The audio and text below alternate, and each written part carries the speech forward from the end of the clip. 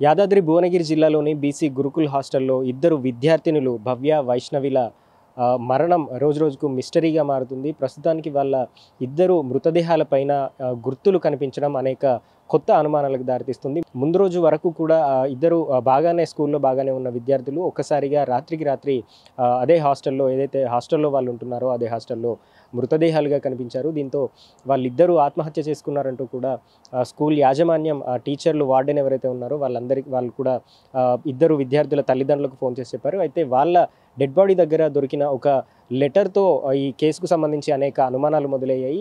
Hostel warden Shailaja ఎవరైతే ఉందో ఆ శైలజ చాలా మంచిది అంటూ, తమ చావుకి ఎవరూ కారణం కాదంటూ సీనియర్ విద్యార్థుల నుంచి వచ్చిన వేధింపులు, ఈ కారణంగానే తాము చనిపోతున్నామంటూ, తమకి ఈ హాస్టల్ వార్డెన్కి చావుకి ఎట్లాంటి సంబంధం లేదని, తమ తల్లిదండ్రుల కంటే కూడా వార్డెన్ చాలా బాగా చూసుకుంది అంటూ కూడా ఇద్దరు విద్యార్థులు సూసైడ్ లెటర్ రాశారు. అయితే ఈ సూసైడ్ లెటర్లో ఉన్న రైటింగ్ ఏదైతే ఉందో అది భవ్య రైటింగ్ కాదు, తన రైటింగ్ వేరేలా ఉంది అంటూ కూడా భవ్య వాళ్ళ బ్రదర్ చెప్తూ ఉన్నారు. ఇక ఇదే సూసైడ్ నోట్లో ఉన్న సంతకం ఏదైతే ఉందో ఆ సంతకం స్కూల్లో జాయిన్ అయినప్పుడు భవ్య చేసిన సంతకానికి, ఇప్పుడు ఈ లెటర్లో ఉన్న సంతకానికి అసలు సిమిలారిటీస్ లేవంటూ కూడా అటు కుటుంబ సభ్యులు చెప్తున్నారు. ఖచ్చితంగా వాళ్ళిద్దరిని ఎవరో కావాలనే చంపారంటూ కూడా వాళ్ళు చెప్తున్నారు. అయితే ఇదంతా ఒక ఎపిసోడ్ అయితే, దీనికి సంబంధించి మరో ఒక విషయం కూడా అటు విద్యార్థుల తల్లిదండ్రులు చెప్తున్నారు. ఇప్పుడు దీంట్లో అక్యూజ్డ్గా అందరూ భావిస్తున్న శైలజ ఎవరైతే ఉందో, ఈ శైలజకి విద్యార్థులను రోజు స్కూల్ దగ్గర దింపే ఆటో డ్రైవర్ ఆంజనేయులు అనే ఆటో డ్రైవర్కి ముందు నుంచి వివాహేతర సంబంధం ఉందని,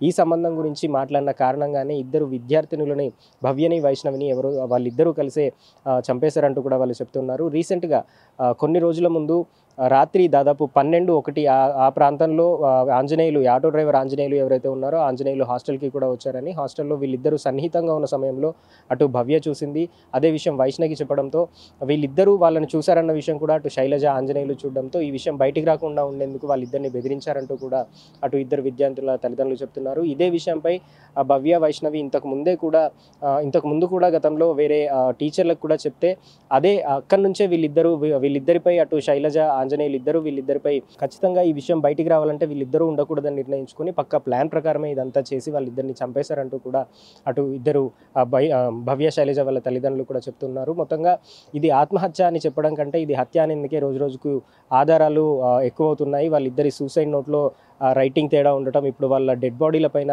అటు మరకలు కనిపించడం, ఇవన్నీ చూస్తుంటే ఖచ్చితంగా వాళ్ళిద్దరిని ఎవరో చంపేశారనే అనుమానాలే ప్రస్తుతానికి ఎక్కువగా కనిపిస్తున్నాయి కూడా. అయితే ఓవరాల్గా వీళ్ళ పోస్టుమార్టం అనంతరం అసలు ఏం జరిగింది అనే దాని విషయంలో టెక్నికల్గా ఒక ఎవిడెన్స్ దొరికే ఛాన్స్ ఉంది. ఎవిడెన్స్ వచ్చిన తర్వాత పోలీసులు ఎట్లాంటి యాక్షన్ తీసుకుంటారో అనేది ప్రస్తుతానికి సస్పెన్స్గా మారింది. అయితే భవ్యకి, అటు వైష్ణవికి కూడా న్యాయం చేయాలంటూ అటు వాళ్ళ తల్లిదండ్రులే కాకుండా విద్యార్థి సంఘ నాయకులు, స్థానికంగా ఉండే నేతలు కూడా డిమాండ్ చేస్తున్నారు. మొత్తంగా పోస్టుమార్టం రిపోర్ట్ వచ్చి దాంట్లో నుంచి తీసుకున్న టెక్నికల్ ఇష్యూ ఆధారంగా, టెక్నికల్ ఎవిడెన్స్ ఆధారంగానే ఈ కేసును మరింత ముందుకు తీసుకెళ్లే అవకాశం ఉందని పోలీసులు చెప్తున్నారు.